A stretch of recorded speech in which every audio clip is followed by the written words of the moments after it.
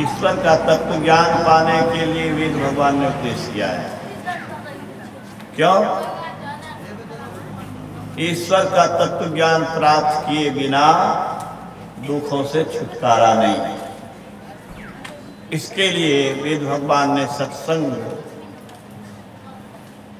बुद्धि योग, फिर मानस योग, फिर ज्योति योग की बात कही है। तो सत्संग की बड़ी आवश्यकता है। ईश्वर का तत्व ज्ञान पाना बहुत जरूरी है। मैं पहले कहा, सड़ने वाले चीज का ज्ञान हुआ, उस ज्ञान से सड़ने वाला सुख मिलेगा। विनसने वाली चीज का ज्ञान प्राप्त करोगे, विनसने वाला सुख मिलेगा, फिर अंत में दुख होगा। दुर्दशा से छूट नहीं सकते, दुख से नहीं छूट सकते। ईश्वर का तत्व ज्ञान जब तक पाएंगे नहीं, अमर तत्व का ज्ञान पाएंगे नहीं, अमर तत्व को पाएंगे नहीं, अमर तत्व से लाभान्वित नहीं होंगे, अमर सुख नहीं पा सकते। जो मरणशील है, मरने वाला है, जब तक जीवन है तब तक सुख देगा, उसके बाद कहां से देगा? जो अमर है, जो अमर है वही अमर सुख दे सकता है। ईश्वर अमर है। गुरु महाराज ने कहा, जीवो परम पिता निज चिन्हो। संसार के चीजों को चिन्ह के देख लिया, उसको भोग करके भी देख लिया, दुख छूटा नहीं, संकट मिटा नहीं, भय खत्म हुआ नहीं। खत्म हुआ भय किसी का क्या? किसको नहीं अनहोनी का भय है, किसको नहीं मौत का भय है, किसको नहीं बीमारी का भय है, किसको नहीं भूकंप का भय है, किसको नहीं बाढ़ का भय है। भय का साम्राज्य, प्रलय का भय। भय मुक्त कौन हो सकता है? जहां ईश्वर है वहां भय नहीं जा सकता, वहां गम नहीं, वहां तम नहीं, वहां भ्रम नहीं, वहां अंधकार नहीं, वहां दिव्य प्रकाश, पूर्ण प्रकाश। वह अमर है, अविनाशी है, शांति स्वरूप है, कल्याण स्वरूप है, आनंद स्वरूप है। जो उसको पाएगा वह वैसा हो जाएगा। इसलिए गुरु महाराज ने कहा, जीवो परम पिता निज चिन्हो। कहते संतन हितकारी। सब संत जो है यही कहा, ईश्वर को पहचाना। जीवो परम पिता निज चिन्हो, कहते संतन हितकारी। द्वैत प्रपंच के सागर बोलो, दुख सहो भारी। अभी सुन रहे थे, माया में रहने के कारण, प्रपंच में रहने के कारण, द्वैत में रहने के कारण हम लोग की दुर्दशा हो रही है। गुरु महाराज ने कहा, द्वैत प्रपंच के सागर बुड़ो, समुद्र में हम लोग हैं। बंबई जाने का मौका मिला, समुद्र के किनारे गया, तो जहां तक नजर जाती थी समुद्र पानी पानी नजर आता था। मेरो मन अनंत कहां सुख पावे, जैसे उड़ी जहाज के पंछी फिर जहाज पे आए।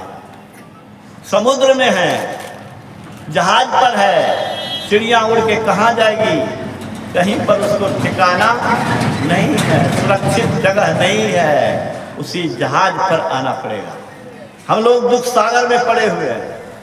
तो गुरु महाराज कहते हैं, द्वैत प्रपंच के सागर बुड़ो, दुख सहो भारी। तन मन इंद्र संग अजाना, होती ख्वारी। ख्वारी मतलब दुर्दशा। दुर्दशा होती रहेगी कब तक? तन मन इंद्रिय संग जब तक रहोगे। ए विद्वानों, पीएचडी डिलीट करने वाले सुन लो, लाख रुपए कर लो, जब तक शरीर इंद्रियों के साथ हो तब तक दुखों से छूट नहीं सकते हो। अगर कोई छूटा हो तो बता दो। इसलिए गुरु महाराज कहते हैं, घोषणा करते हैं, द्वैत प्रपंच के सागर बुड़ो, दुख सहो भारी। तन मन इंद्र संग अजाना, होती ख्वारी दुर्दशा होगी। करो क्या? गुरुगम से सुखमन में बैठ के अंतर पथधारी। क्या करना है? गुरु से युक्ति लो। इस शरीर में सुषुम्ना है, गुरुगम से सुखमन में बैठो। ईश्वर के पास जाने का रास्ता, अमर सुख पाने का रास्ता कहीं बाहर नहीं है, वह रास्ता आपके अंदर परमात्मा ने दे दिया है। जिस शिव की उपासना करते हो, जलधारी पे पानी चढ़ाते हो, वो शिव ने तीसरा नेत्र खोला और आत्मशक्ति को जागृत किया। आज उनका वरदान पाने के लिए लोग लाइफ है। इस तीसरी आंख सबके पास है। वो सुषुम्ना में कैसे घुसोगे, ये रास्ता सत्संग में मिलेगा, ये गुरु बताएंगे। इसलिए गुरु महाराज कहते हैं गुरुगम से सुखमन में बैठ के अंतर पथधारी। भीतर में क्या मिलेगा? हम मधेपुरा से आए हैं, पीच रोड मिला, कच्ची मिला, कहीं कहीं टूटा फूटा भी मिला। ईश्वर के पास जब चलोगे तो क्या रास्ता में क्या मिलेगा? गुरुगम से सुखमन में बैठ के अंतर पथधारी, ब्रह्म ज्योति ब्रह्मनाद भाग धरी हो सबसे न्यारी। क्या मिलेगा? ब्रह्म प्रकाश मिलेगा। ये सूर्य का प्रकाश में अंधेरा है। लोग कहेगा क्या बोल रहे हैं, अंधेरा है कि नहीं श्रीमान? सूर्य के प्रकाश में वो ताकत नहीं है कि आपके मन में क्या आ रहा है हमको बता दें। आपके बाल पक गए हैं, बूढ़े हो गए हैं, यह प्रकाश दिखा सकता है, लेकिन आपका मन आपका क्या विचार कर रहा है ये नहीं बता सकता।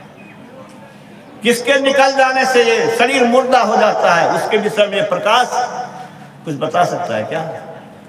नहीं बता सकता। ब्रह्म ज्योति आपके मन की बात को जो ज्योति प्राप्त किया है वो बताता है। गुरु महाराज ने कहा था लोग ऐसी ऐसी बात लेकर के मन में आते हैं, अगर उनके मन की बात उनको सुना दिया जाए तो फिर लौट करके मुंह नहीं दिखाने आएंगे। मैं ये सिद्ध अभी नहीं करना चाहता हूँ।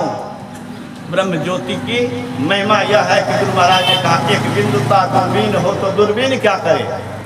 वैज्ञानिकों ने दूरबीन बनाया, चांद को देखता है, यहाँ से बड़ा करके देखता है कि वहाँ क्या क्या है।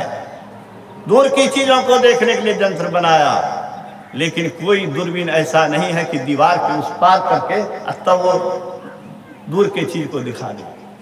लेकिन जो तीसरी नेत्र खोलेगा, शिव नेत्र खोलेगा, सुषुम्ना में प्रवेश करेगा। गुरु महाराज कहते हैं एक बिंदु ता दूरबीन हो तो दूरबीन क्या करे। पिंड में ब्रह्मांड दरस हो तो बाहर में क्या करे। उस ज्योति की यह विशेषता है, आप शरीर के अंदर ब्रह्मांड को देख सकते हैं। इस शरीर के अंदर ईश्वरीय शब्द है, जिस शब्द को पाने से क्या होगा श्याम जी? उस शब्द को पाने के बाद मनुष्य सर्वज्ञ होता है। संसार की समस्त भाषा का ज्ञान, समस्त चीजों का ज्ञान, इस आत्मा परमात्मा का ज्ञान, कुछ भी बाकी नहीं रहता। सर्वज्ञ होता है, सर्वांतर्यामी होता है, सबके दिल की बात जानता है, और जो चाहता है वो पूरा होता है, पूर्ण काम होते हैं। उनकी इच्छा से सृष्टि चलती है। आपके अंदर वह शक्ति है, वही शक्ति को जगाने के लिए, उस शक्ति को पाने की भूख जगाने के लिए ये सत्संग का आयोजन होता है। तो मैं हरे राम बाबा से आग्रह करता हूँ। मैं तो चाहता था कि मनोज बाबा आते तो भजन सुनाता, कश्मीर से लेकर के कलकत्ता तक, बम्बई से लेकर कलकत्ता तक, दिल्ली, पंजाब, पूरे भारत में जिनके स्वर देवी की कृपा से लोग, लाखों लोग उनके कृपासु हैं, वो आपके इस फुलकहा में आए हुए हैं। बड़े सौभाग्य में मानता हूँ परमाराध्य की पावन जन्मभूमि से, वहाँ के व्यवस्थापक, संत शिशु सूर्य के मार्ग पर चलने वाले हम लोग के पूजनीय व्यक्ति नीचे बैठे हुए हैं, संत शिशु सूर्य के आदर्श पर चल रहे हैं। मैं उनको विवश नहीं करता, अन्यथा मैं अपने से ऊंचे स्थान पर उनको बिठाना चाहता। उन्होंने गिरवा वस्त्र धारण नहीं किया, ये भी गिरवा वस्त्र धारण नहीं करते हैं, नहीं करना चाहते हैं, कहने पर भी नहीं लेते हैं, कहने पर भी ऊंचे आसन पर नहीं बैठते हैं। संत शिशु के पद चिन्हों पर चलने वाले स्वामी योगानंद बाबा भी यहाँ पधारे हुए हैं। मधेपुरा की इस फुलकाहा की धरती का सौभाग्य है।